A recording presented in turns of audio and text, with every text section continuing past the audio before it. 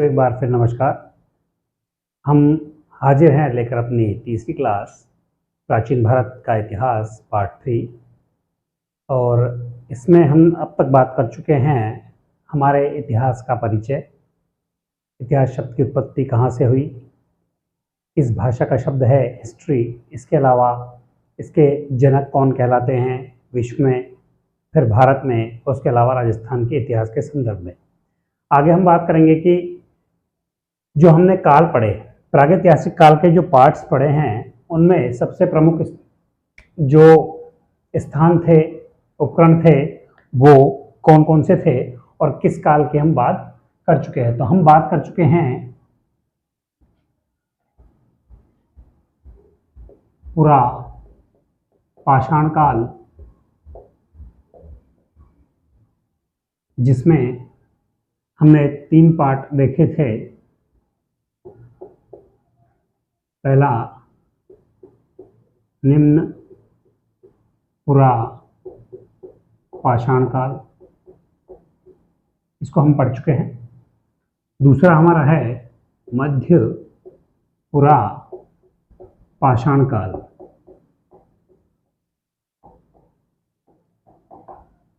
दूसरे टॉपिक को हम अब पढ़ना शुरू करेंगे।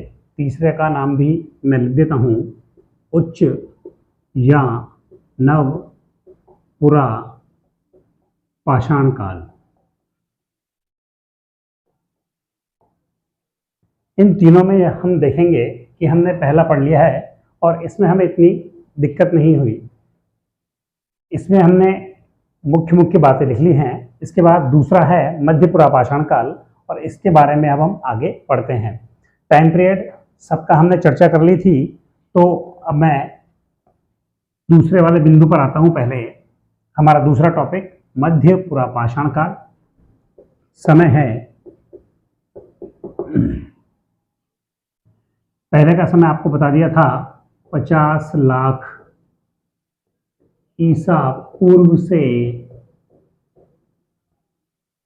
50,000 ईसा पूर्व। तो ये 50,000 से स्टार्ट होगा, 50,000 ईसा पूर्व से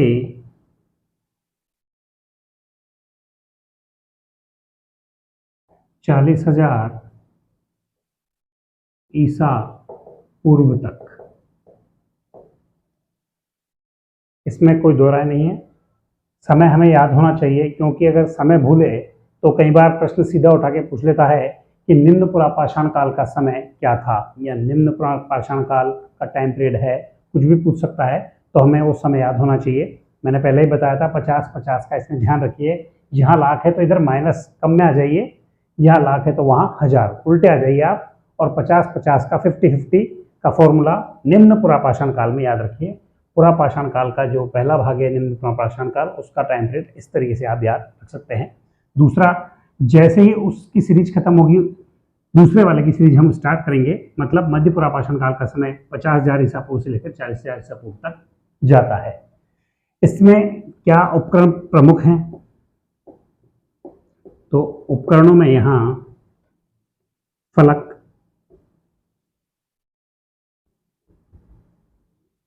बोरर या बेधनी, अर्थात इसको पॉइंटर भी बोलते हैं, पॉइंटर, और स्क्रैपर अर्थात खुरचनी। ये प्रमुख उपकरण इस दूसरे भाग में हमें मिलते हैं। फलक बहुतायत में मिलने के कारण इसे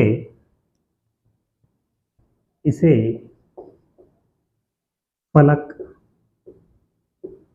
संस्कृति के नाम से भी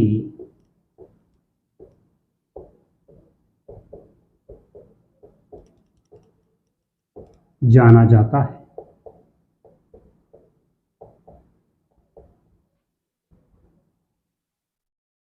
तो सबसे महत्वपूर्ण चीजें, टाइम पीरियड, उपकरण और इसकी विशेषता क्या है, वो विशेषता ये है कि इसे फलक संस्कृति के नाम से भी जाना जाता है। इसके अतिरिक्त अब बात करेंगे तो हमने जैसे पहले निम्न पुरापाषाण काल में बात की थी किन किन स्थानों से इसके अवशेष मिले हैं, तो हम आगे बात करते हैं स्थान की। समय के बाद हम लेते हैं मध्य पुरापाषाण काल का प्रमुख स्थान कौन कौन से हैं। प्रमुख स्थानों में भीमबेटका,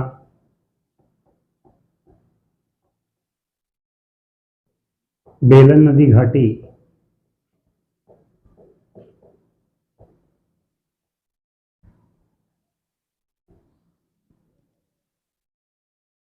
बेलन नदी घाटी, इसके अतिरिक्त पुष्कर राजस्थान, इसको बूढ़ा पुष्कर बोलेंगे प्रमुख रूप से, बूढ़ा पुष्कर, ये इसी स्थान से मिले हैं राजस्थान में। ये प्रमुख स्थान हो जाएंगे। इसके अतिरिक्त तो और कुछ स्थानों का अगर नाम याद रखना चाहें और आप याद रख सकते हैं तो प्रमुख स्थान आएंगे इसमें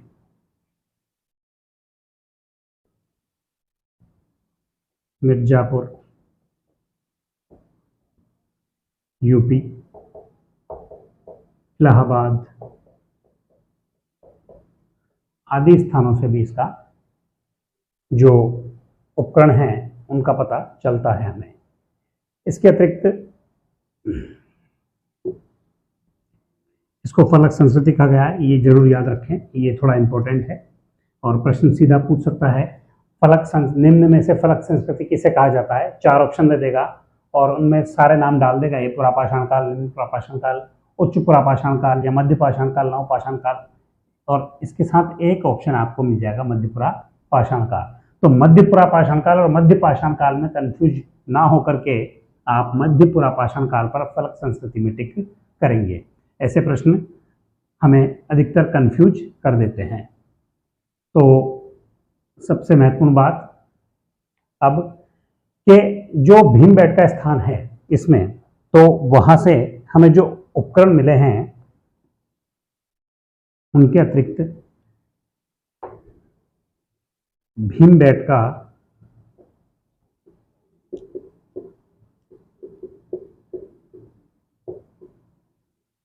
मध्य प्रदेश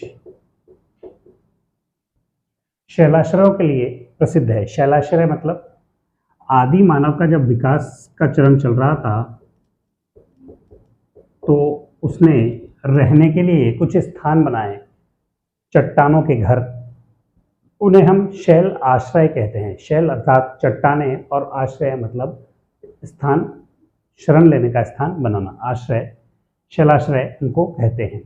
शैलाश्रय सबसे ज़्यादा कहाँ मिले हैं? भीमबेटका में मिले हैं और ये लगभग 500 गुफाएं यहाँ से प्राप्त होती हैं। पहला महत्वपूर्ण तथ्य भीमबेटका के बारे में। इसके बाद यहाँ से जो गुफाएं हमें प्राप्त हुई हैं उन पर भित्ति चित्र बने हुए हैं। तो पहली बात तो भीमबेटका से शैलाश्रय मिले हैं, कितने? 500 शैलाश्रय हैं और उनके अंदर भित्ति चित्र बने हुए हैं। ये कौन से हैं? मध्य पुरापाषाण काल के हैं। और भित्ति चित्रों का टाइम पीरियड कहाँ तक का जाता है? इसके बाद का जो काल आएगा उच्च पुरापाषाण काल या नव पुरापाषाण काल तक इसका पार्ट बना हुआ है। इसको हम उस समय से जोड़कर देख सकते हैं। इसके अतिरिक्त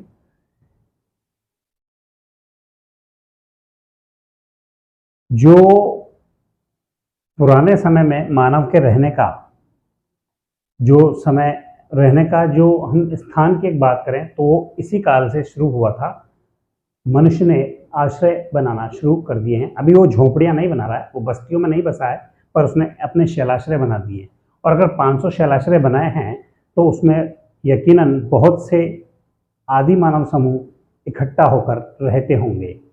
तो यहाँ से एक सभ्यता का भी विकास हो रहा है। वह सामूहिक रूप से रहना शायद सीख रहा है इसी काल में, इसलिए इस काल के हमें शैलाश्रय मिलते हैं। आगे बात करेंगे इसके अतिरिक्त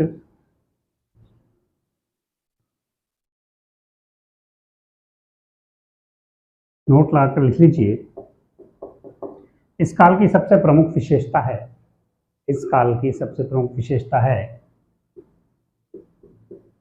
आग का आविष्कार। तो आदि मानव ने जो आग का आविष्कार किया वो इसी काल से संबंधित माना जाता है। तो ये बहुत इंपॉर्टेंट बात है इसमें, मध्य पुरापाषाण काल की, कि जो आग का आविष्कार है वो 50,000 से लेकर के 40,000 ईसा पूर्व के बीच में हुआ। भीमबेटका एमपी शैलाश्रय। इसके अतिरिक्त और महत्वपूर्ण तथ्यों में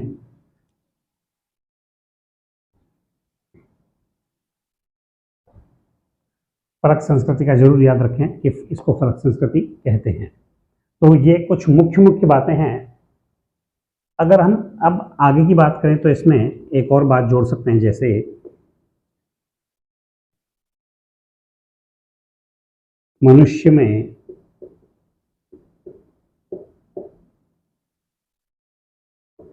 संस्कारों का प्रारंभ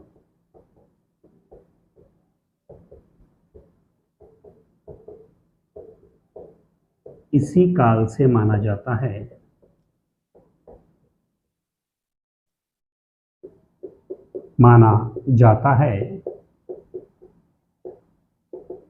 क्यों माना जाता है? क्योंकि जो हमारा संस्कार होता है, एक सबसे प्रमुख अंतिम संस्कार शवाधान परंपरा, उस शवाधान की पद्धति यहाँ हमें प्रचुर मात्रा में मिलती है इस टाइम पीरियड में। तो शवाधान कब करेगा?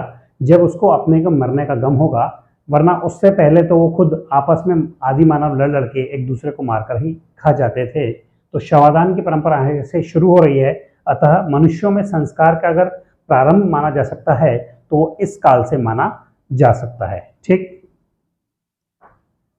इसमें ये महत्वपूर्ण तथ्य हैं। इसके अतिरिक्त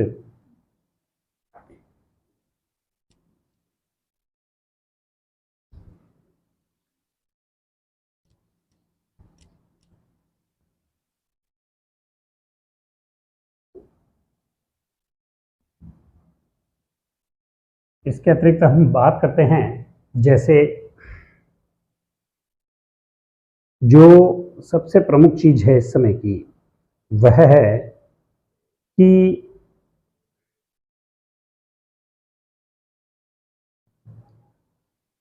जो भित्ति चित्रों की बात की वो, हाँ, उसको हम उस लाइन को इस तरीके से लिख सकते हैं कि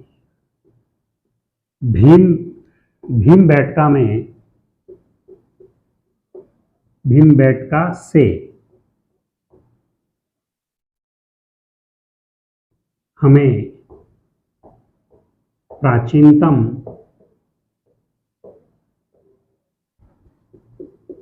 चित्रकला शैली का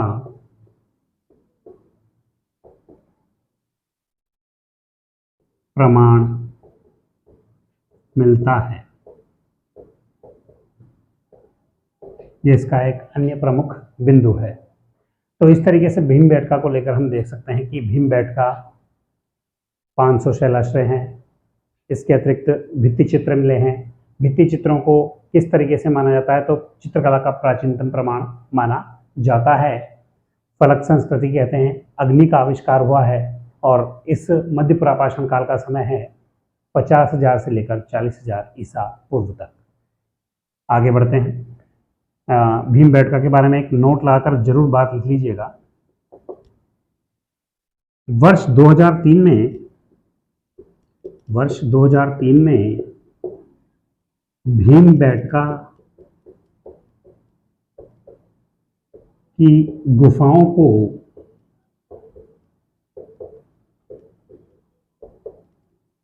यूनेस्को द्वारा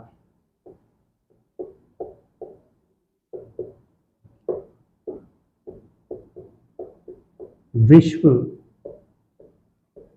धरोहर की सूची में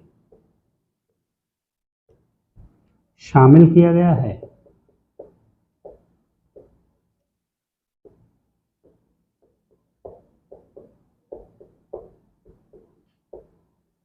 ये इसके बारे में प्रमुख बात है, नोट डालकर लिख लीजिए इसको भी। जैसे अग्नि का आविष्कार ऐसे ही नोट डाल के लिखिएगा। 2003 में भीमबेटका की गुफाओं को यूनेस्को द्वारा विश्व धरोहर की सूची में शामिल कर लिया गया है। ऐसे प्रश्न भी अक्सर पूछ लिए जाते हैं। अब हम आगे बढ़ते हैं अपने अगले भाग की ओर। तीसरा पार्ट है पुरा पाषाण काल का, नव या उच्च पुरा पाषाण काल। नव या उच्च पुरा पाषाण काल।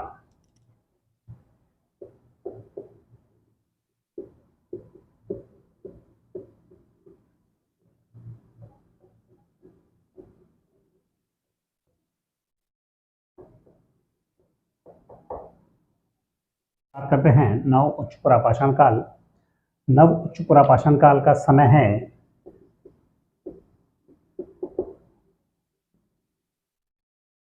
40,000 से 40,000 ईसा पूर्व से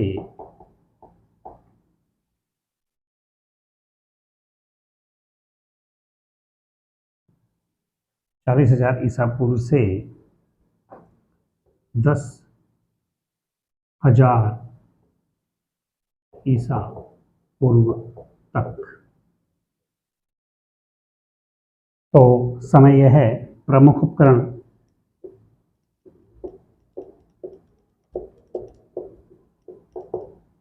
इसका सबसे प्रमुख उपकरण है ब्लेड। ब्लेड से हम परिचित हैं। धारदार जो पत्थर का हथियार था, जो आज की ब्लेड के समान था, जो चीरने के काम आता था, वो इस उच्च पुरापाषाण काल का प्रमुख उपकरण है। इसके अतिरिक्त प्रमुख स्थान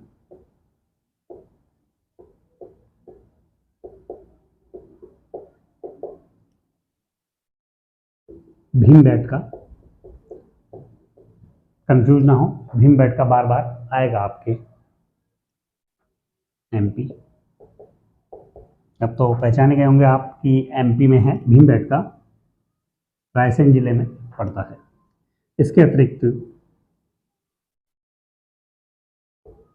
कुरनूल गुफाएं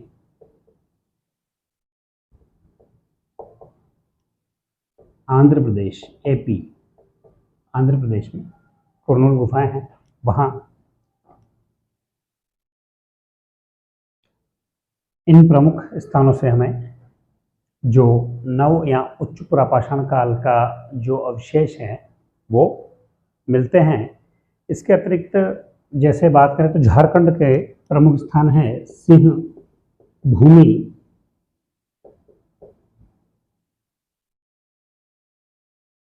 सिंह भूमि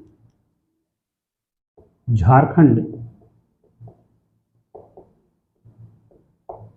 यहाँ से भी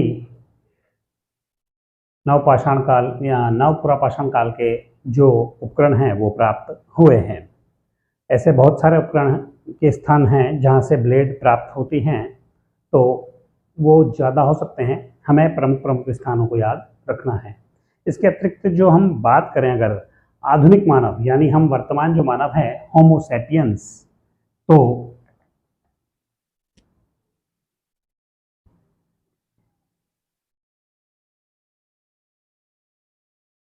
इसी में है नव या उच्च पुरापाषाण काल में होमो सैपियंस यानी आधुनिक मानव, मानव का उदय इसी काल में माना जाता है। इसके अतिरिक्त इस काल की एक और बड़ी विशेषता है कि यहाँ पाषाण काल के पाषाण उपकरणों के साथ साथ हड्डियों के, अस्थियों से निर्मित हथियार भी या उपकरण भी देखने में मिलते हैं। अस्थि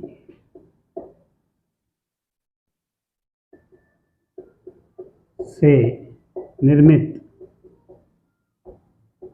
उपकरण यहां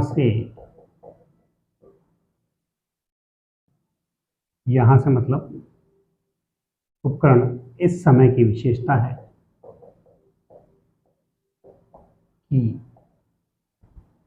एक अन्य विशेषता है।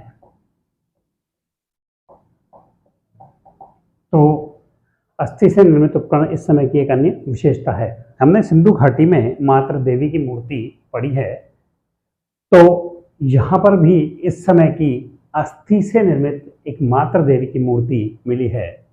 तो आप नोट डाल के लिख सकते हैं, मैं यहाँ नीचे लिख देता हूँ।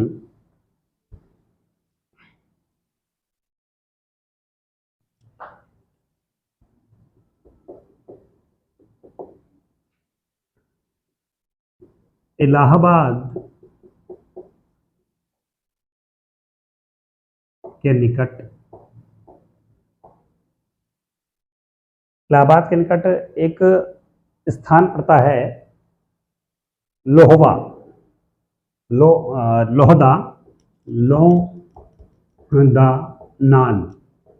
नाला, लोहदा नाला से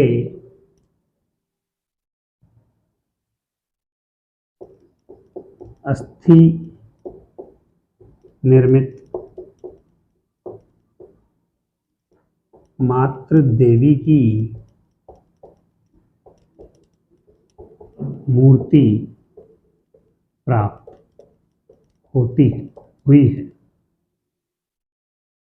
हुई है। तो इलाहाबाद के निकट लोहंदा नाल है, जहां से अस्थि निर्मित मातृ देवी की मूर्ति प्राप्त हुई है। तो ये प्रमुख बातें हुई, ये नव उच्च पुरापाषाण काल से संबंधित है। इन सब चीज़ों को हम एक टेबल के रूप में भी बाद में लिखवाने का प्रयास करेंगे, जिससे आपको दिक्कत ना हो इनको समझने में। तो अब पुरापाषाण काल के हम तीनों भाग पढ़ चुके हैं। इसके अतिरिक्त जो हम इसमें पढ़ना चाहते हैं, जैसे और चीज़ें कुछ इसी के संबंधित एक चीज़ और लिख लीजिए आप।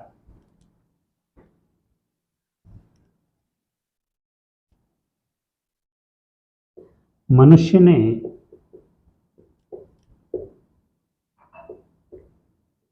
गुफाओं को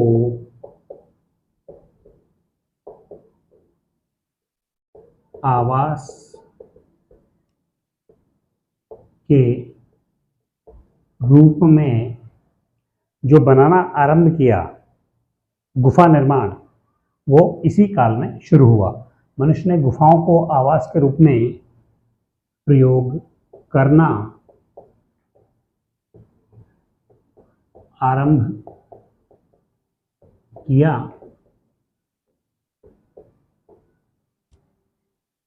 यानी गुफा निर्माण करना शुरू किया। गुफा निर्माण,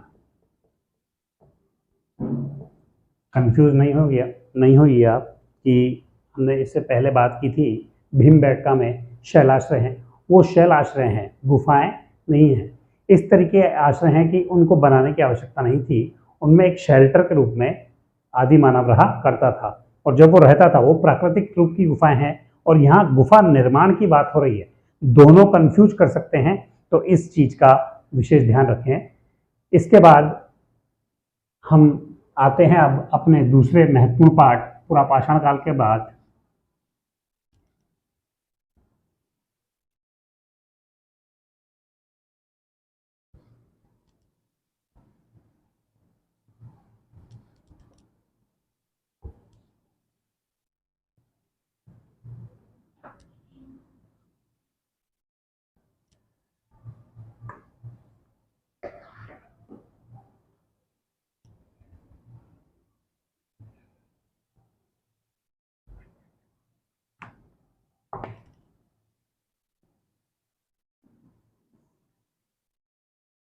देखिए, हम पढ़ चुके हैं अब तक प्रागैतिहासिक काल में पुरापाषाण काल पुरापाषाण काल के बाद उसके तीन भाग, वो हमने तीनों पढ़ लिए हैं। पुरापाषाण काल के तीन भाग कौन कौन से हैं? एक बार फिर नज़र डाल लीजिए आप, क्योंकि यह बहुत ही महत्वपूर्ण टॉपिक है। निम्न पुरा पाषाण काल,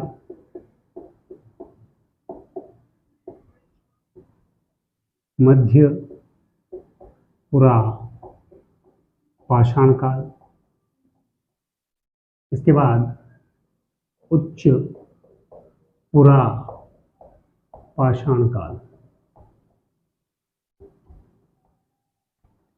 कुछ भी नहीं, पहले हम इन तीनों का समय देख लेते हैं। तो समय यहाँ है 50 लाख ईसा पूर्व से 50,000 ईसा पूर्व। ये इसकी पहली चीज। दूसरी चीज जो हमें याद रखनी है, उपकरण। उपकरण तीनों में एक साथ लिख लेते हैं, जिसे पहले में हमें मिली हस्त कुठार, हैंड एक्स, जिसकी हमने बात की। इसके बाद इसके स्थानों का याद रखें, स्थान कौन कौन से थे, तो स्थान याद रखना है। दूसरी तरफ आता हूं, 50,000 ईसा पूर्व से 40,000 ईसा पूर्व तक। उपकरण यहाँ है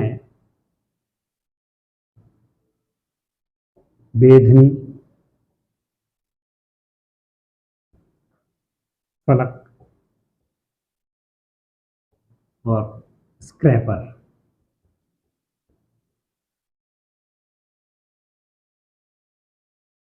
स्थानों की बात कर चुके हैं। स्थान इसके बाद याद रखिए। स्थान के अलावा मुख्य क्या बातें हैं, मुख्य विशेषताएं इस संस्कृति की क्या हैं, वे आपको ये मुख्य स्थान और मुख्य विशेषताएं सबकी अपनी अपनी इंडिविजुअल याद रखनी है। इसके अलावा जब हम इसमें बात करेंगे तो यहाँ आग का आविष्कार, भीमबेटका के शैलाश्रय वगैरह यहाँ से प्राप्त होते हैं।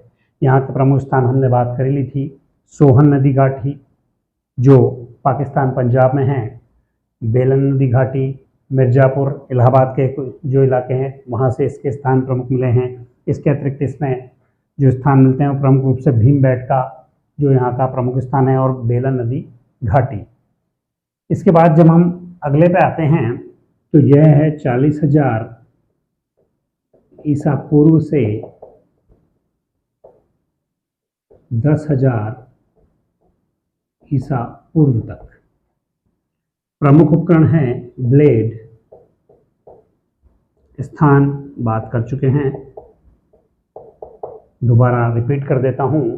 प्रमुख स्थान है कुरनूल की गुफाएं, आंध्र प्रदेश। इसके अतिरिक्त सिंहभूमि, झारखंड। इसके अलावा हमारा जो राजस्थान है वहाँ पुष्कर से भी इसके भी अवशेष प्राप्त होते हैं। और इसके अलावा हमारे जो इसके प्रमुख जो स्थान हैं, हमने बेलन नदी घाटी की इसमें बात की थी। इसका जो प्रमुख जो बातें थी, विशेषताएं, उसमें हमने होमोसेपियंस के बारे में लिखा। इसके अतिरिक्त यहाँ पाषाण के अतिरिक्त अस्थियों से निर्मित उपकरण भी मिलते हैं, और मातृ देवी अस्थि की जो मूर्ति है मातृ देवी की, उसकी हमने बात की। मातृ देवी की अस्थि निर्मित मूर्ति। अब हम इस पे ज़्यादा समय खराब नहीं करेंगे। तो जो प्रागैतिहासिक काल का पहला पार्ट है, हमारा पहला पार्ट पुरा पाषाण काल, ये पूरा होता है। इसमें निम्न पुरा पाषाण काल, मध्य पुरा पाषाण काल और उच्च पुरा पाषाण काल इसी पुरा पाषाण काल के भाग थे। अगला जो भाग है वह है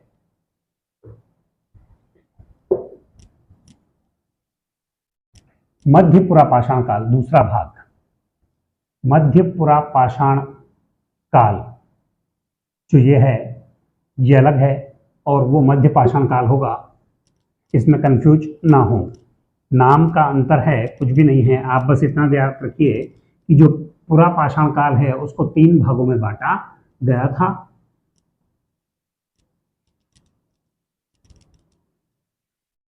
दूसरे वीडियो में हमने ये बताया है कि ये जो विभाजन है, ये जो शब्दावलियां हैं विभाजन की, ये हमें कहाँ कहाँ से प्राप्त होती हैं। विभाजन का वर्गीकरण लार्टे द्वारा किया गया था।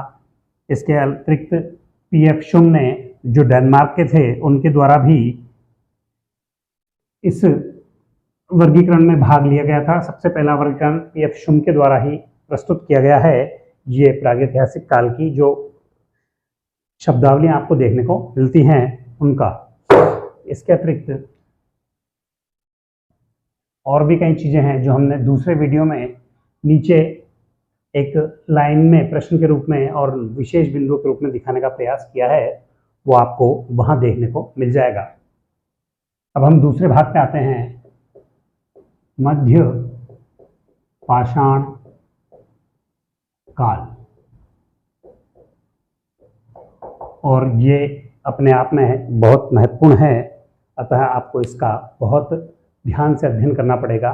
कन्फ्यूजन हम फिर दूर करेंगे, अपनी अंतिम जो कक्षा होगी उसमें दूर कर देंगे, पर आप इस पर ध्यान दीजिए। ये मध्य पाषाण काल है, ये मध्य पूरा पाषाण काल नहीं है, ये मध्य पाषाण काल है। तो इसमें कंफ्यूज मत होइए कि ये वापस क्यों पढ़ा रहे हैं। ये वापस नहीं है, दूसरा पार्ट है, वो पहले वाले का दूसरा पार्ट था। ये प्रागैतिहासिक काल में जो पाषाण काल है जिसके बारे में हम बात करेंगे, अब ये बहुत महत्वपूर्ण है। मैं फिर से कह रहा हूँ, यहाँ से आपको कई नई जानकारियाँ देखने को मिलेंगी प्राचीन भारत के इतिहास में। तो हम आगे बढ़ते हैं। तो सबसे पहले समय की बात कर लेते हैं। समय जो है वह रहेगा 10,000 ईसा पूर्व से 5,000 ईसा पूर्व तक। इसके बाद जैसे हमने पहले ही बात करी है उपकरणों के बारे में, उपकरण जो हैं वो कौन कौन से मिले हैं, तो ब्यूरिन नया उपकरण मिला है, ट्राइगिल यानी त्रिकोण। इसके अतिरिक्त वही फलक, ब्लेड। तो उपकरण वही मिल रहे हैं। जो समय के बाद और अन्य प्रमुख चीजें हैं, उनमें सबसे पहली जो महत्वपूर्ण बात है वह क्या है कि इस समय मध्य पाषाण काल में, मध्य पाषाण काल में मनुष्य ने पशुपालन आरंभ कर दिया था। तो पशुपालन का आरंभ कहां से माना जाता है, तो मध्य पाषाण काल से माना जाता है। इसके बाद पशुपालन तो शुरू कर दिया है, इसके अलावा यहाँ पशुपालन के साथ साथ मछली का शिकार करना भी यहाँ से शुरू कर चुका था मानव मध्य पाषाण काल में। मनुष्य ने जो सबसे पहला जानवर पालतू पाला वो था, तो मानव ने कुत्ते को पालतू जानवर बनाया। जानवर तो है पर कुत्ते को क्या बना लिया गया, पालतू। अर्थात उनको उसका महत्व समझ में आया कि जानवर उनकी रक्षा कर सकता है। तो पहला जो जानवर पालतू बनाया गया वह कुत्ता था। इसके बाद अगर बात करें तो जो और भी कई प्रमुख स्थान हैं, जैसे अब उपकरण की बात कर ली है, कुछ महत्वपूर्ण तथ्य हमने चुन लिए हैं। अब जो और बात हम करते हैं तो सबसे इसमें महत्वपूर्ण बात आएगी स्थानों की। किन स्थानों से हमको इस सभ्यता के बारे में पता चलता है। बहुत सारे स्थान हैं, इतने स्थान हैं कि आप कल्पना नहीं कर सकते, पर हम यहाँ प्रमुख प्रमुख स्थानों की बात कर लेते हैं। पहला एक रफली बात कर लेते हैं, उसके बाद मैं उनकी थोड़ी आपको डिटेल बता दूंगा। तो पहला महत्वपूर्ण स्थान है हमारा जो जहाँ से हमें मध्य पाषाण काल के महत्वपूर्ण अवशेष मिलते हैं वह है एक तो बागोर, जो हमारे भीलवाड़ा राजस्थान में पड़ता है, और भीलवाड़ा कहाँ है? राजस्थान। ठीक है। इसके अतिरिक्त सबसे प्रमुख जो स्थल है वह है होशंगाबाद, मध्य प्रदेश में, नर्मदा के किनारे, नर्मदा नदी के पास, नर्मदा नदी के पास ये हमारा प्रमुख स्थान है जहाँ से इस मध्य पाषाण काल के अवशेष प्राप्त हुए हैं। अच्छा, अब अवशेष प्राप्त हुए हैं और सबसे पहले कहाँ से प्राप्त हुए हैं उस बात की भी चर्चा यही कर लेते हैं।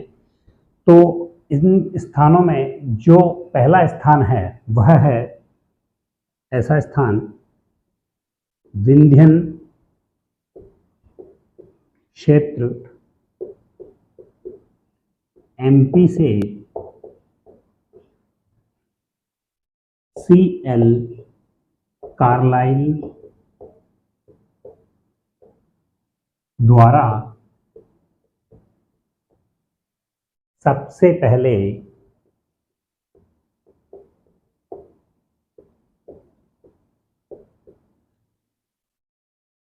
मध्य पाषाण कालीन लघु उपकरण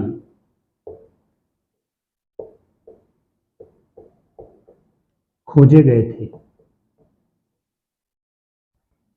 खोजे गए थे। तो ये चीज आप नोट डाल के लिख सकते हैं कि मध्य पाषाण काल का जो उत्खनन हुआ वो सर्वप्रथम किसने किया? तो CL कार्लाइल के द्वारा किया गया, और उन्होंने विंध्यन क्षेत्र में इस सभ्यता को खोजा मध्य पाषाण, और कैसे उपकरण प्राप्त किए? तो लघु उपकरण प्राप्त किए, लघु पाषाण उपकरण, और ये समय था इसमें 1867 ईस्वी, 1867 ईस्वी में इन्होंने ये उपकरण यहाँ से प्राप्त किए। अब आगे बढ़ते हैं। तो जैसे स्थानों की बात हम कर रहे थे, तो होशंगाबाद MP में भी बहुत बढ़िया उत्खनन कार्य हुआ जिससे मध्य पाषाण काल की संस्कृति का और सभ्यता का हमें पता चलता है, जो किस नदी घाटी के पास है। तो अगर हम नदी घाटी की बात करें तो नर्मदा नदी घाटी के पास में वो स्थान स्थित है। इसके अलावा जो और प्रमुख स्थान हैं उनमें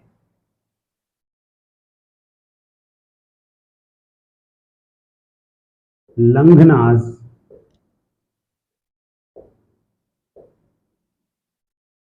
लेखिया, मैं इनको थोड़ा ऊपर ही लिख देता हूँ ताकि आपको समझने में दिक्कत नहीं हो। पहले आप ये चीज़ देख लें दोबारा थोड़ा सा। मध्य पाषाण काल समय 10,000 ईसा पूर्व से 5,000 ईसा पूर्व, उपकरण ब्यूरिन, ट्रैगिल, त्रिकोण, फलक, ब्लेड। और इसके बाद मध्य पाषाण काल में मनुष्य ने पशुपालन आरंभ कर दिया था, मछली का शिकार करना आरंभ कर दिया था, और इसके अतिरिक्त मानव ने कुत्ते को पालतू जानवर बनाया है। स्थान में जो हम बात कर रहे हैं अभी आगे करते हैं, वो बागौर प्रमुख स्थान है, और होशंगाबाद MP नर्मदा नदी किनारे सबसे प्रमुख स्थान ये है, विंध्यन क्षेत्र में पड़ता है इसलिए।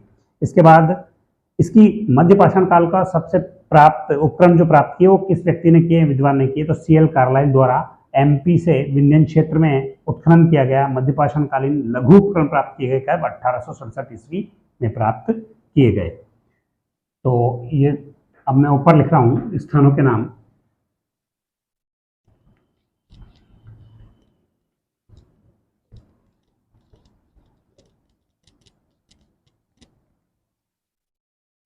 स्थानों से प्रश्न बनेंगे, और ये कंपटीशन के साथ साथ आपके अन्य प्रतियोगी परीक्षा B.Ed वगैरह के एंट्रेंस, इनमें आपके काम आ सकते हैं।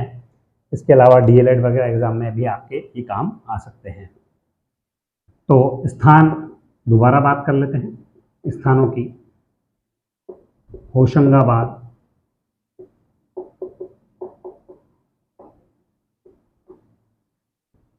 बागौर,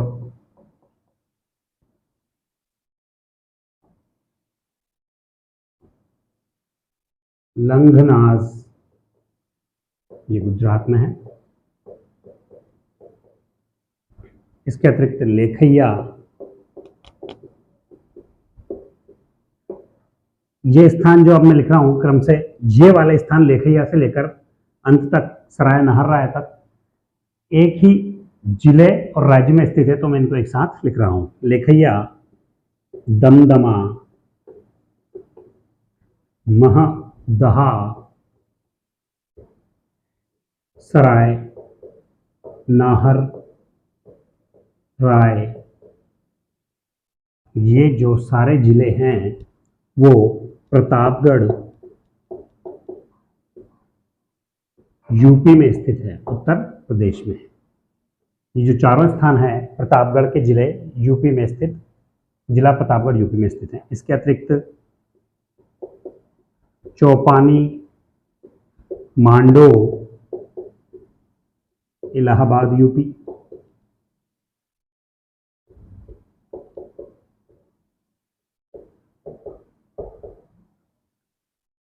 ये भी प्रमुख स्थान है। इसके अतिरिक्त बात करें तो हमारी दृष्टि से इम्पोर्टेंट है तिलवाड़ा, जो बाड़मेर राजस्थान में स्थित है।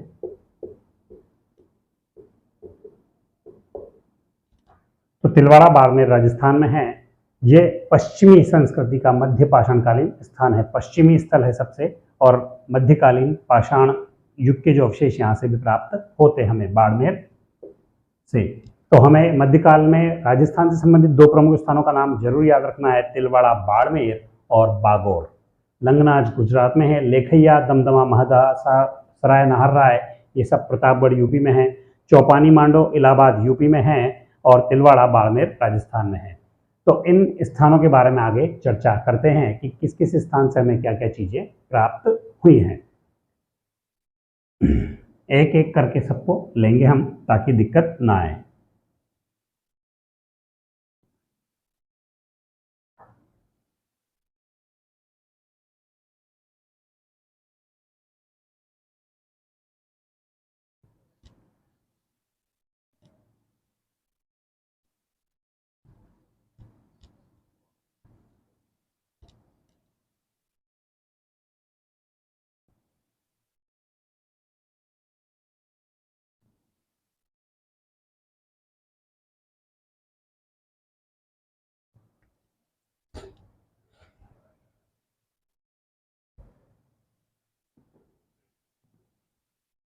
पहला जो हमने स्थान की बात की होशंगाबाद, वह होशंगाबाद में जो प्रमुख स्थान है, जिला है होशंगाबाद, प्रमुख स्थान है आदमगढ़। होशंगाबाद मध्य प्रदेश, यह प्रमुख स्थान है। यहां से अब इस स्थान की बात करेंगे, इस स्थान की क्या क्या विशेषताएं हैं जो यहाँ से प्राप्त हुई हैं वो लिख लेते हैं। आदमगढ़ होशंगाबाद एमपी से हमें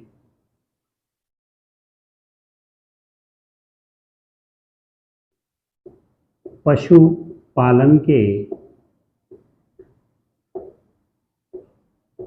प्राचीनतम प्रमाण प्राप्त हुए हैं।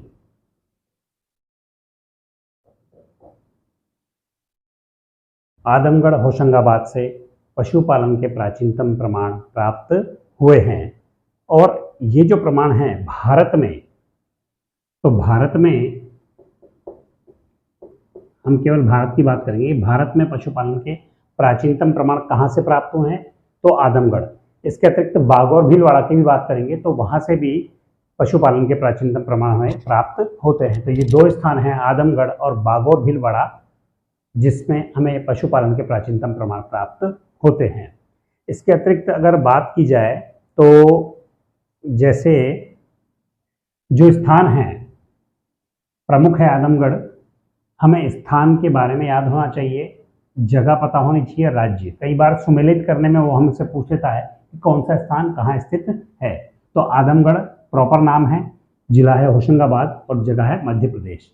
तो भारत में पशुपालन के प्राचीनतम प्रमाण कहाँ से प्राप्त हुए हैं? एक तो आदमगढ़ से, और ये पहला स्थान में लिख लीजिए आप। अगला दूसरा स्थान हम लिख रहे हैं बागोर भीलवाड़ा। इसको साथ में इसलिए लिख रहा हूं क्योंकि यहां से भी पशुपालन के प्राचीनतम प्रमाण प्राप्त होते हैं, बागोर भीलवाड़ा। और आप सब जानते हैं ये राजस्थान में है।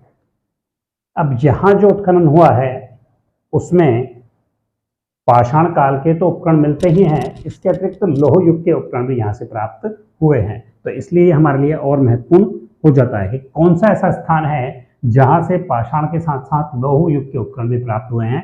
तो वह स्थान है बागोर। अब बागोर में आपको ध्यान देने योग्य चीज क्या है? तो पहली चीज है, यहां से भी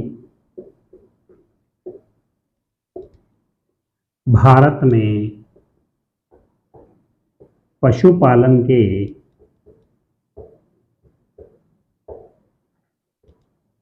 प्राचीनतम प्रमाण प्राप्त हुए हैं। अब जब इसके बारे में बात करते हैं तो अगला कि उत्खनन कहाँ हुआ था? तो उत्खनन बागोर में कोठारी नदी के किनारे, नदी के किनारे महासतिया या महासती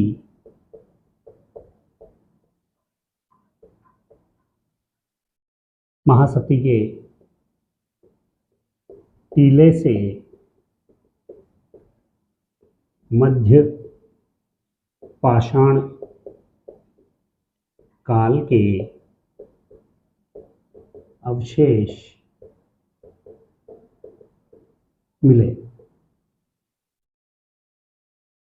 तो इसके प्रमाण हमें कहाँ से मिले? कोठारी नदी के किनारे। कोठारी नदी बागोर के पास ही बहती है, भीलवाड़ा जिले में। तो कोठारी नदी के किनारे महासतिया नामक टीले के से हमें मध्य पाषाणकालीन जो उपकरण है वो प्राप्त होते हैं। अब इसकी बात एक और करें तो इसका उत्खनन किसी स्थान की हम बात कर लेते हैं। जैसे बागोर हमारे लिए प्रमुख है, तो इसका उत्खनन किस समय में किया गया? तो 1967 से 1971 एक टाइम ये मिलता है। पर जैसे केसी श्रीवास्तव का जो प्राचीन भारत का इतिहास है उसमें यह तारीख 1968 से 1970 दे रखी है, केसी श्रीवास्तव के आधार पर। तो अगर हमें ऑप्शन में 67 से 71 मिल जाए तो ठीक, नहीं तो फिर बेस्ट ऑप्शन क्या है? तो बेस्ट ऑप्शन हम 1968 से 1970 इसका लगाया। उत्खनन का टाइम पीरियड बहुत कम है, बड़े एग्जाम में कई बार पूछ लेता है, कई बार छोटों में पूछ सकता है। तो उत्खनन का टाइम पीरियड वैसे हम ये लगाएं कि 1968 से 70, कहीं कहीं 67 से 71 मिल जाता है। तो इस चीज़ का भी थोड़ा ध्यान रखना पड़ेगा। इसके अतिरिक्त यहाँ से लोह काल के अवशेष प्राप्त हुए हैं, इस बात का भी हम थोड़ा ध्यान रखेंगे। आगे बढ़ते हैं। तो अब जो अगला पड़ाव है, बागोर में और क्या क्या चीज़ें मिली हैं ये हम देख लेते हैं।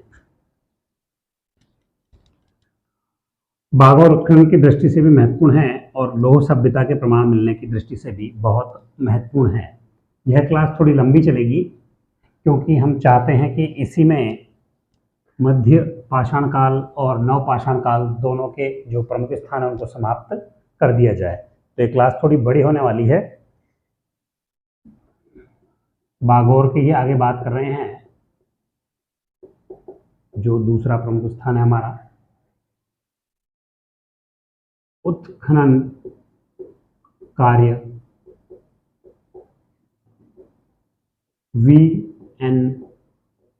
मिश्र के द्वारा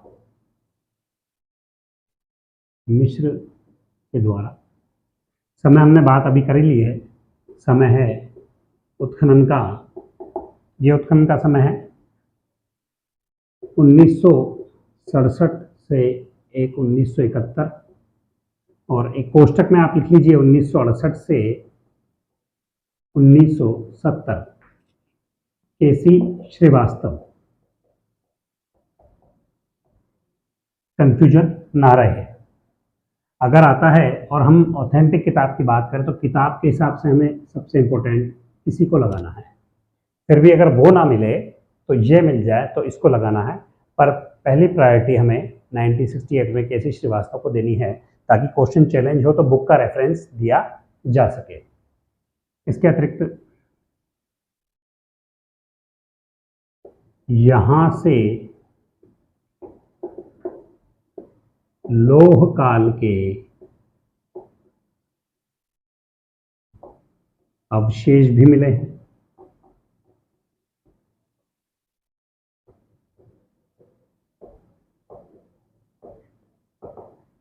जो हमारा राजस्थान की सभ्यताएं, प्राचीन सभ्यताएं, उनमें हम बागोर को भी बात करते हैं, तो हमने कुछ ऐसे स्थान निकाले हैं, उसमें बताए हैं और राजस्थान में जिनसे पाषाण काल के साथ साथ लोह काल के भी अवशेष मिलते हैं। बैराट से भी ऐसे प्राप्त होते हैं। मौर्य काल के अवशेष भी मिलते हैं, लोह काल के भी मिलते हैं और पाषाण काल के भी मिलते हैं बैराट से। तो इस बात को हम ध्यान रखेंगे और आपको उसके बारे में जानकारी करनी हो तो हमारे नोट्सों से वो आपको राजस्थान की सभ्यताओं का इतिहास उसमें मिल जाएगा। आगे बात करते हैं लोह काल के अतिरिक्त यहाँ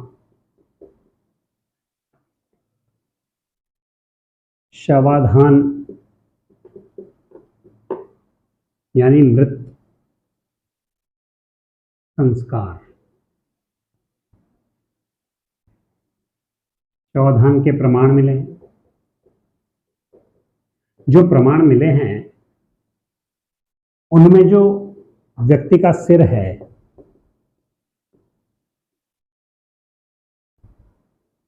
वह महत्वपूर्ण है। किसी जगह पर सिर पश्चिम की दिशा में मिलेगा आपको और पैर पूर्व में मिलेंगे, कहीं उत्तर में मिलेगा, कहीं दक्षिण में। तो इस तरीके से शवाधानों का अलग अलग तरीका हमें देखने को मिलता है। तो सिर की दिशा जो है वो हर स्थान पर बदल जाएगी।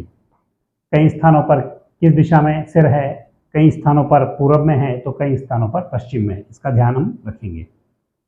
तो शवाधान का पता चलता है। प्रमुख रूप से ये बातें बागोर सभ्यता के लिए हो गई। तो बागोर खत्म करते हैं। तीसरा बिंदु हम लेते हैं लंघनाज, गुजरात। लंघनाज गुजरात से हमें 14 शव प्राप्त हुए हैं, यानी नरकंकाल मिले हैं। इसके अतिरिक्त लघु पाषाणोपकरण का ढेर प्राप्त हुआ है। लघु पाषाणोपकरण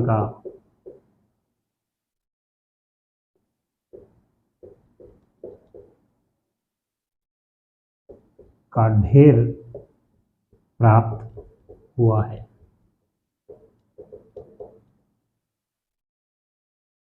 तो लंघनाज के लिए विषय में इतना ही। अगला हम ले लेते हैं चौथा बिंदु अपना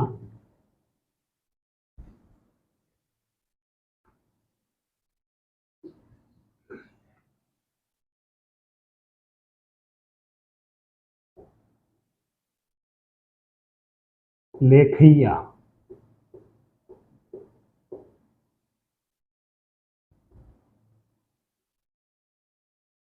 प्रतापगढ़ यूपी। लेखैया प्रतापगढ़ यूपी से 17 शव मिले हैं।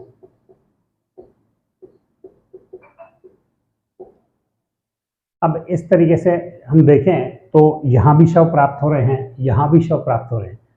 तो मध्य पाषाण काल की एक और अन्य विशेषता क्या है कि यहाँ से शवाधान के बड़े पैमाने पर अवशेष प्राप्त हुए हैं। तो किस काल में प्राप्त होते हैं? तो मध्य पाषाण काल में शवाधान के अवशेष ज्यादातर प्राप्त होते हैं।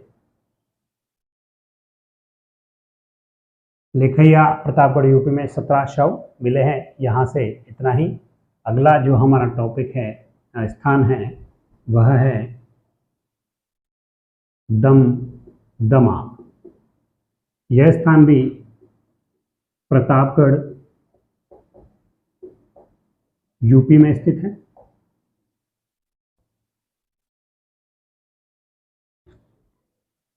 और यहां से हमें अस्थियों और हड्डियों के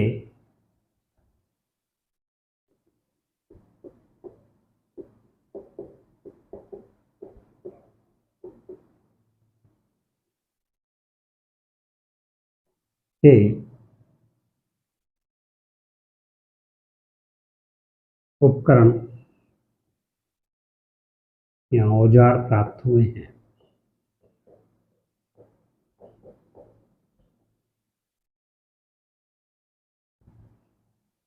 दमदमा से हमें हड्डी और अस्थियों के उपकरण या औजार प्राप्त हुए हैं। इसके अतिरिक्त यहाँ से ब्यूरिन, ट्रैंगिल भी प्राप्त हुए हैं। ब्यूरिन, ट्रैंगिल भी प्राप्त हुए हैं। तो इस तरीके से यहाँ आपसे पूछा जा सकता है कि किस स्थान से, किस मध्यपाषाणकालीन स्थान से अस्थियों और हड्डियों के उपकरण प्राप्त हुए हैं, तो दमदमा उसमें प्रमुख है। आगे दमदमा के बाद हम आते हैं महदहा। ये भी प्रतापगढ़ यूपी में स्थित है। तो महदहा, अब यहाँ थोड़ी अलग जानकारी हमको प्राप्त होती है। कैसे? तो देखिए, महदहा से हमें गर्भ चूल्हे मिले हैं 35, और इसके अतिरिक्त कब्रिस्तान के 28 कब्रिस्तान प्राप्त हुए हैं। और सबसे महत्वपूर्ण दो युगल समाधियां हमें प्राप्त हुई हैं। युगल समाधियां, शवाधान हमें प्राप्त हुए हैं, तो इसलिए हमारे लिए महत्वपूर्ण है। अगर युगल समाधि की बात करें तो युगल का मतलब है एक स्त्री और एक पुरुष एक साथ दफनाए गए हैं। तो ऐसे प्रमाण हमें कहाँ से मिलते हैं? महदहा प्रतापगढ़ से प्राप्त हुए हैं। तो सबसे पहले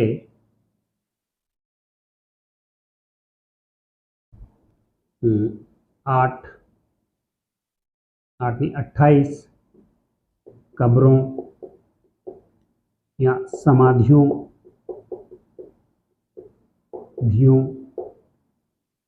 का प्रमाण मिलता है। 35 गर्त चूल्हे प्राप्त हुए हैं। इसके अतिरिक्त 2 युगल शवाधान प्राप्त हुए हैं। और 2 युगल शवाधान प्राप्त होने का मतलब है कि यहां सती प्रथा शायद मौजूद रही हो, क्योंकि एक नर है और दूसरा नारी है। तो औरत और आदमी यानी स्त्री पुरुष की जो शवाधान है वो महदहा से प्राप्त हुए हैं। इसके अतिरिक्त अगले स्थान की बात करते हैं, 7वां स्थान।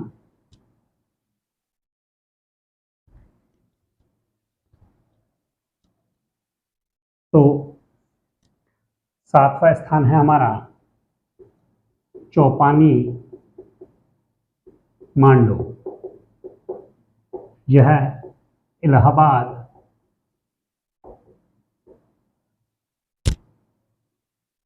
यूपी में स्थित है। इसकी बात करें तो यहाँ से हमें कुछ अन्य उपकरण मिले हैं।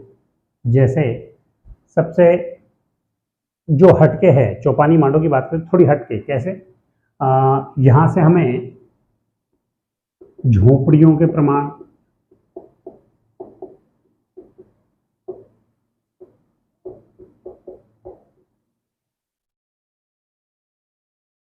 हस्त निर्मित मृद भांड,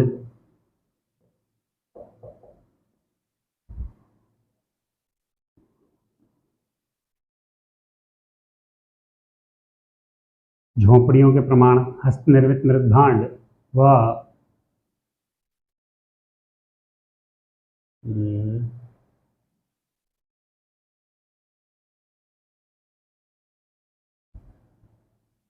हिरण से संबंधित कुछ औजार, नहीं हिरण नहीं, यहां से जंगली चावल के प्रमाण प्राप्त हुए। तो देखिए यहाँ थोड़ा चेंज आ गया है। वहाँ शवाधान मिल रहे थे, किसी में 28 हैं, किसी में 17 हैं, किसी में 14 हैं। यहाँ चौपानी मांडो इलाहाबाद में झोपड़ियों के प्रमाण मिले हैं, हस्त निर्मित मृद भांड हैं और जंगली चावल के प्रमाण प्राप्त हुए हैं। इसके बाद अगला स्थान है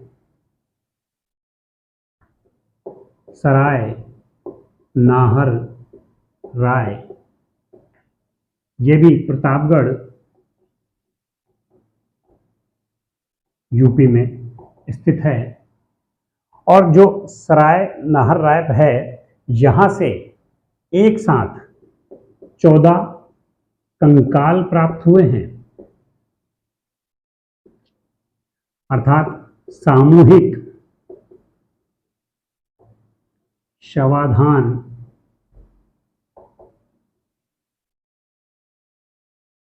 चौदह कंकाल प्राप्त हुए हैं जो सामूहिक रूप से हैं, अर्थात इनको एक साथ रखा गया है। और जो सामूहिक समाधान है वो यहाँ की विशेषता है। इसके अतिरिक्त यहाँ से समबाहु और विषमबाहु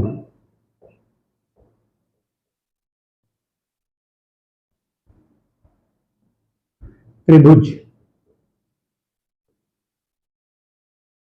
जैसे उपकरण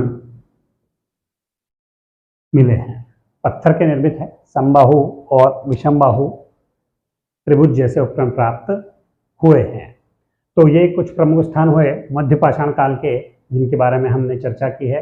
इनके बारे में कौन कौन से स्थान पर क्या चीज़ प्राप्त हुई ये हमें याद होना चाहिए। अब हमारा सबसे अंतिम और प्रमुख स्थान बच रहा है जिसके हम स्पेशल रूप से चर्चा कर लें।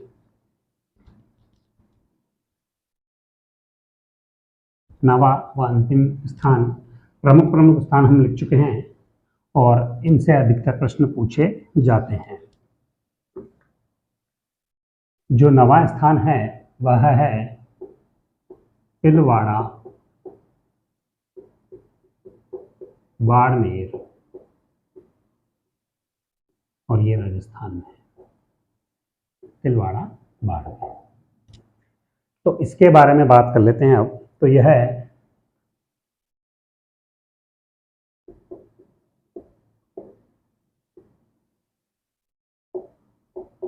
पश्चिमी ढंग का मध्य पाषाण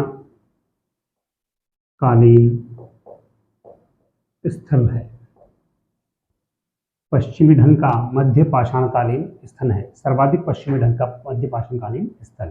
तो इसके बारे में यही जानकारी महत्वपूर्ण है हमारे लिए। प्रश्न सीधा पूछ लेगा कि सर्वाधिक पश्चिमी ढंग का मध्य पाषाणकालीन स्थल राजस्थान में कहाँ प्राप्त होता है या भारत में कहाँ प्राप्त हुआ है, तो तिलवाड़ा बाड़मेर से हमें ये प्राप्त होता है। इसके अतिरिक्त अगर हम देखें तो और भी छोटे छोटे स्थान हैं, पर हम उनके बारे में अभी चर्चा नहीं करेंगे क्योंकि हमने जो सारे प्रमुख स्थान हैं वो कवर कर लिए हैं। अब इसके बाद जो हमारा अगला भाग आएगा वो आएगा नव पाषाण काल, जिसके बारे में हमें चर्चा करना आवश्यक है। और इसके बाद हम प्रागैतिहास को पूरा कर लेंगे। तो हमारा अगला टॉपिक है तीसरा और प्रमुख टॉपिक, ये भी नवपाषाण काल। नवपाषाण काल के समय की अगर बात करें तो समय है 5000 ईसा पूर्व से 1000 ईसा पूर्व तक। इसके बारे में बात करते हैं। सबसे पहली बात तो यह है कि पहिए का आविष्कार नवपाषाण काल में हुआ। दूसरा रूप, मानव ने स्थायी रूप से बसना और खेती करना नवपाषाण काल में आरंभ कर दिया था। पशुपालन मध्यपाषाण काल में शुरू हो चुका है, पर स्थायी रूप से बसने का तरीका कब सीखा? तो नवपाषाण काल में सीखा। इसके अतिरिक्त हम देखते हैं कि यहाँ इस सभ्यता के जो अवशेष हैं वो किसने खोजे? तो HP ला मैसूरिया द्वारा 1860 ईस्वी में टोन्स नदी घाटी से नवपाषाण काल के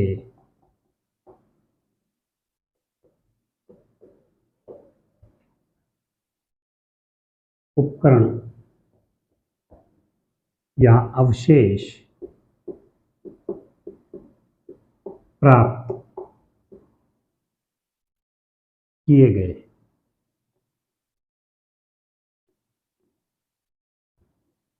तो खोज करता है, उपकरण की बात कर लेते हैं। तो इस संस्कृति का सबसे प्रमुख उपकरण है कुल्हाड़ी।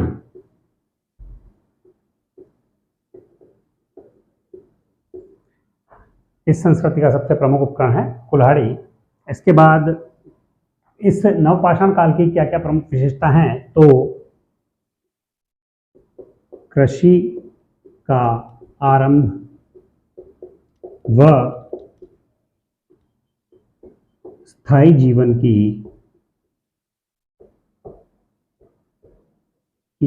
शुरुआत।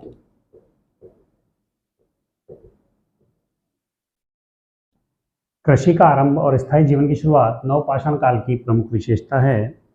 इसके बाद राजनीतिक संस्थाओं का उदय इस काल की एक अन्य विशेषता है।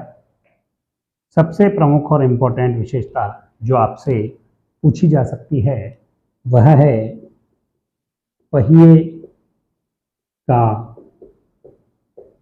आविष्कार। तो नवपाषाण काल की सबसे प्रमुख विशेषता पहिए का आविष्कार हो जाएगा। तो ये तीन प्रमुख बातें हम देख लें। इसके अलावा और भी कई महत्वपूर्ण तथ्य हैं जिनके बारे में हम चर्चा कर लेते हैं, जैसे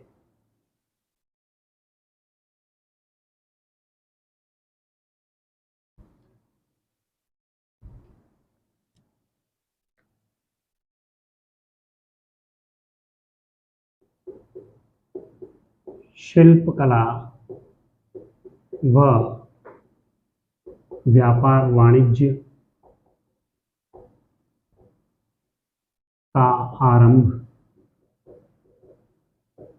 यहीं से माना जाता है, और व्यापार वाणिज्य में खासकर वस्तु विनिमय से संबंधित वस्तु विनिमय जो होता था, एक सामान के बदले दूसरा सामान लेना, आदान प्रदान करना वस्तुओं का, जैसे हम गेहूं देके चावल प्राप्त करें या कोई औजार प्राप्त कर लें, इस तरीके से वस्तु को देकर वस्तु की प्राप्ति वस्तु विनिमय कहलाता था। तो वस्तु विनिमय का आरंभ भी नवपाषाण काल की विशेषता मानी जाती है। इसके अतिरिक्त सबसे प्रमुख चीज की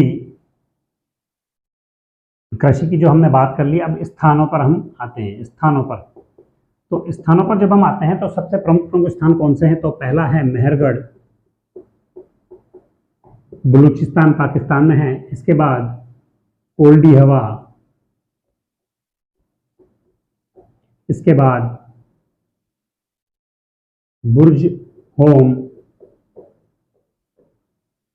गुफ, कराल, चिरांद, ये दोनों स्थान कश्मीर में है। कोल्डीबा इलाहाबाद यूपी में है। मेहरगढ़ बलूचिस्तान वर्तमान पाकिस्तान में है। चिरांद, इसको लिख देता हूं मैं, सारण बिहार, ये सारण बिहार में पड़ता है। तो ये 5 प्रमुख स्थल हैं। और भी कई स्थल हैं ऐसे तो, जैसे महदहा, महागढ़ा, महागढ़ा, और जलीलपुरा पाकिस्तान में है। सराय नाहर, सरायखोल,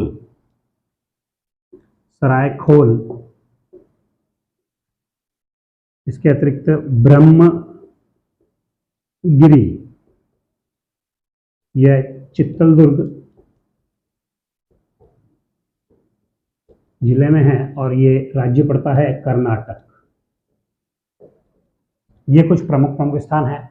इनमें से हम मुख्य रूप से हम शुरू के 5 स्थानों की चर्चा कर लेते हैं, क्योंकि बाकी स्थानों इतना महत्व नहीं है। खासकर इसके जरूर बारे में बात करेंगे लास्ट में, ब्रह्मगिरी, चित्तलदुर्ग। तो कृषि का आरंभ और स्थायी जीवन की शुरुआत हो गई। राजनीतिक संस्थाओं का उदय, पहिए का आविष्कार, शिल्प कला व व्यापार वाणिज्य का आरंभ, और उसके साथ साथ व्यापार वाणिज्य में वस्तु विनिमय का आरंभ भी नवपाषाण काल की देन है।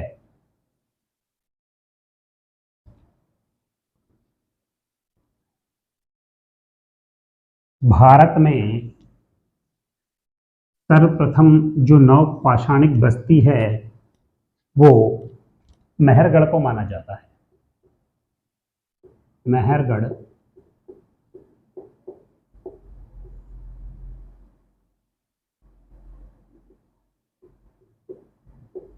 बलूचिस्तान, जो कहाँ पर है, पाकिस्तान में है वर्तमान में। पहले भारतीय उपमहाद्वीप का हिस्सा ही था। तो प्राचीनतम नवपाषाण कालीन बस्ती, तो उत्तर होगा आपका मेहरगढ़। भारत की प्राचीनतम नवपाषाण कालीन बस्ती कौन सी है, तो मेहरगढ़। अगला, भारत में इसको प्राचीनतम इसलिए बोला है क्योंकि यहाँ के अवशेष 7000 ईसा पूर्व तक के हैं जो अभी प्राप्त होते हैं। कौन से अवशेष, तो देख लीजिए आगे। भारत में कृषि, और कृषि भी किसकी, जौ और गेहूं की कृषि के प्राचीनतम प्रमाण हमें यहां से प्राप्त हुए हैं। कहां से, मेहरगढ़ से। इसके अतिरिक्त मेहरगढ़ को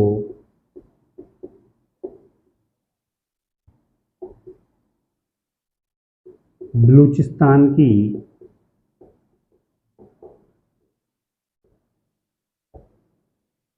टोकरी कहा जाता है, अन्न की टोकरी कहा जाता है। मेहरगढ़ बलूचिस्तान के अन्न की टोकरी है। तो ये कुछ महत्वपूर्ण बातें इसके बारे में, मेहरगढ़ के बारे में। और ये नवपाषाणकालीन बस्ती है, सबसे पुरानी है, क्योंकि 7000 ईसा पूर्व तक के यहाँ से अवशेष प्राप्त होते हैं। ठीक, अगले स्थान की बात कर लेते हैं। उसमें एक ही बिंदु महत्वपूर्ण है।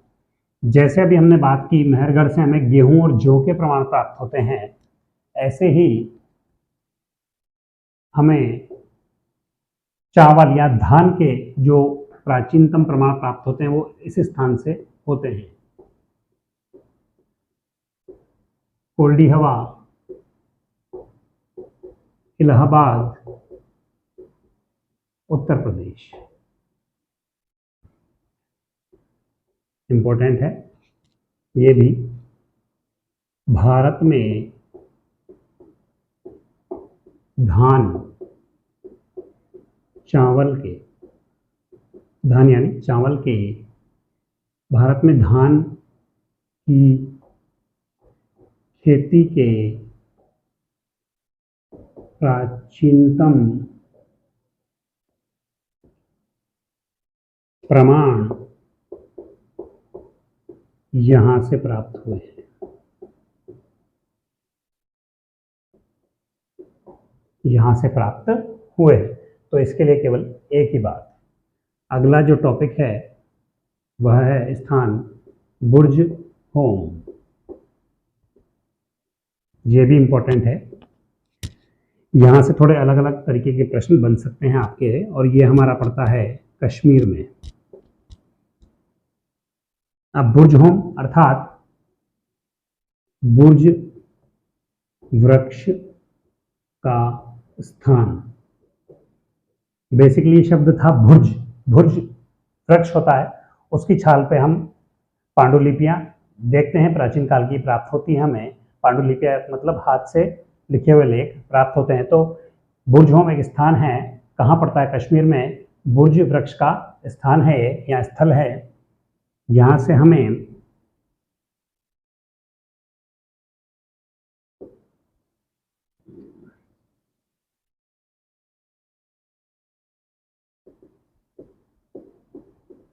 बुर्ज होम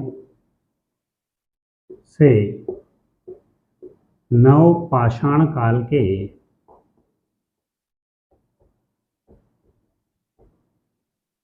तीन स्तर प्राप्त होते हैं।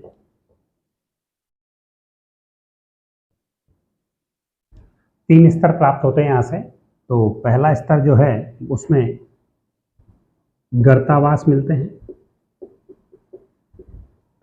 दूसरे स्तर में झोपड़ियां, और तीसरे स्तर पे कंकड़ व पत्थर मिट्टी से निर्मित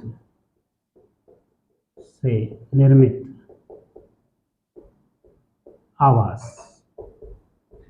तो आवासों की विविधता जो देखने में आई है, बुर्ज होम में तीन प्रकार के नवपाषाण काल के स्तर प्राप्त हुए हैं। गर्तावास, गड्ढे में एक घर बनाकर रहते थे, दूसरा झोपड़ियां, और तीसरा कंकड़ व पत्थर मिट्टी से निर्मित आवास।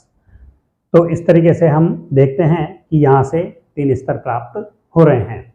इसके अतिरिक्त बुर्ज होम में एक और अन्य विशेषता जो महत्वपूर्ण है,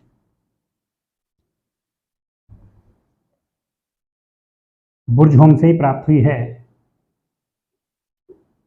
मालिक के साथ कुत्ता दफनाने के साक्ष्य हमें यहां से प्राप्त हुए हैं। तो मालिक के साथ कुत्ता दफनाने के साक्ष्य हमें यहां से बुर्ज होम से प्राप्त होते हैं। और इसके अतिरिक्त कृषि और पशुपालन के साक्ष्य मिल रही हैं इस स्थान से, क्योंकि नवपाषाण कालीन की बस्तियां हैं। तो ये प्रमुख चीजें हैं जो आप अवश्य ध्यान रखें। अगले चौथे स्थान की तरफ बढ़ते हैं।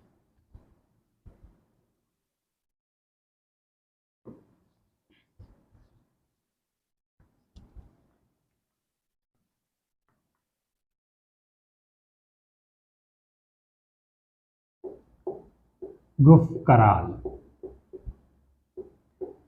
गुफकराल कश्मीर में है ये भी स्थान। अब गुफकराल का अर्थ क्या है? कुम्हार की गुफा। गुफकराल का अर्थ है कुम्हार की गुफा। तो ये इसका शाब्दिक अर्थ है। अगर पूछ लिया जाए कुम्हार की गुफा किसे कहते हैं, तो गुफकराल को। यहाँ से क्या प्राप्त हुए? तो यहाँ से भी गर्तावास हमें मिलेंगे, गर्तावास प्राप्त हुए। इसके अतिरिक्त हमें यहाँ जो गर्तावास प्राप्त हुए हैं, गर्तावास अंदर से गेरुए रंग से रंगे हैं।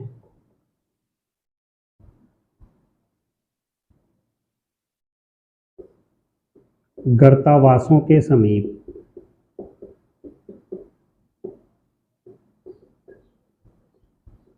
चूल्हे प्राप्त हुए हैं, प्राप्त हुए हैं। तो ये चीजें हमें प्राप्त हुई हैं। इसके अलावा अगले पे आते हैं, यहां से इतना ही।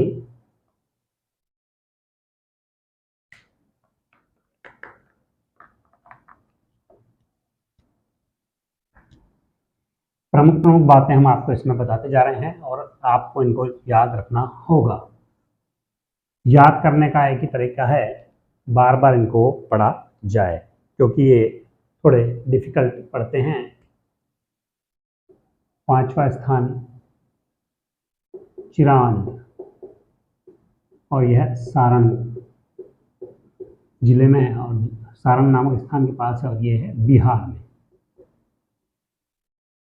यहाँ से क्या क्या प्राप्त हुआ है, तो यहाँ से जो चीजें प्राप्त हुई हैं सर्वाधिक, यहाँ से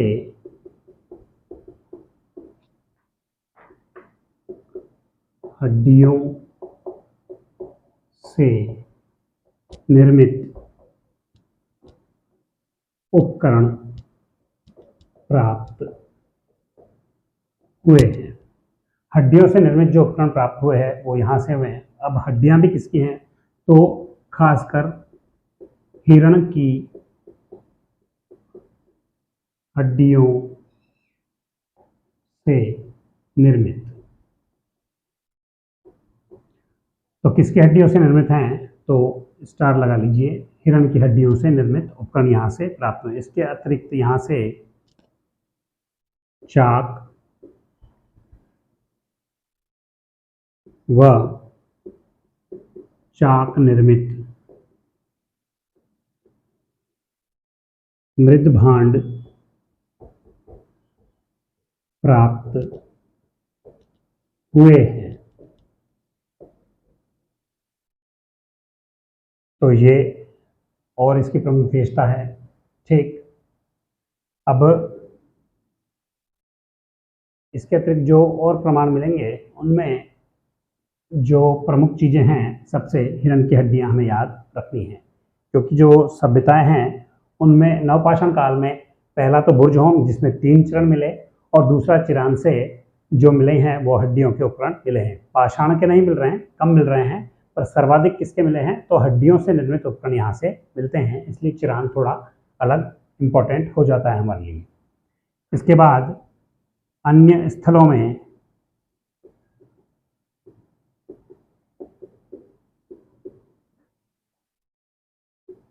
महागढ़ा,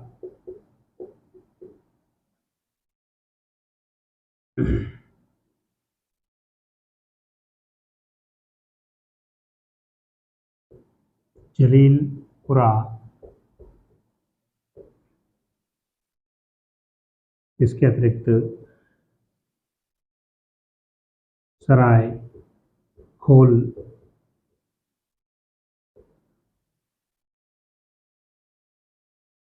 और इसमें इम्पोर्टेंट थोड़ा सा तो ब्रह्मगिरी जो चित्तलदुर्ग जिले में है,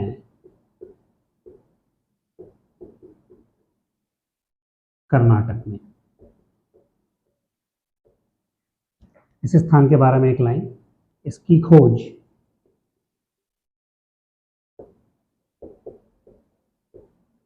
1947 में मार्टिमर व्हीलर द्वारा की गई थी। ठीक, तो ये हमारा नवपाषाण काल यहाँ समाप्त हो जाता है। तो आशा है आपको नवपाषाण काल, मध्यपाषाण काल, पाषाण काल पूरा ही समझ में आ गया होगा। फिर भी अगर कुछ समस्या रहती है तो आप हमें कमेंट सेक्शन में लिख के बता सकते हैं, या हमारे टेलीग्राम ऐप पर बता सकते हैं। आज के लिए इतना ही, क्योंकि आगे जो हम पाषाण नवपाषाण काल के बाद की सभ्यता पढ़ने वाले हैं वह ताम्रपाषाण काल की सभ्यता है। उसके बारे में थोड़ा बता देता हूँ आपको। ताम्रपाषाण काल उसे कहते हैं जब पत्थर के साथ साथ तांबे का यानी धातु का मनुष्य ने प्रयोग आरंभ कर दिया था, और मनुष्य ने जिस धातु का सबसे पहले प्रयोग किया वह तांबा थी। तो इसलिए तांबे का प्रयोग जब होगा तो उन पाषाण के साथ, पत्थर के साथ, तो उन सभ्यताओं को हम ताम्रपाषाण काल की सभ्यताएं कहेंगे। जैसे सबसे प्रमुख सभ्यता हमारी जिसको ताम्रपाषाण कालीन सभ्यताओं की जननी माना जाता है वह है गणेश्वर, जो सीकर जिले में पड़ता है राजस्थान में। तो इनके बाद हम उसकी चर्चा करेंगे। तब तक के लिए जय हिंद, जय भारत।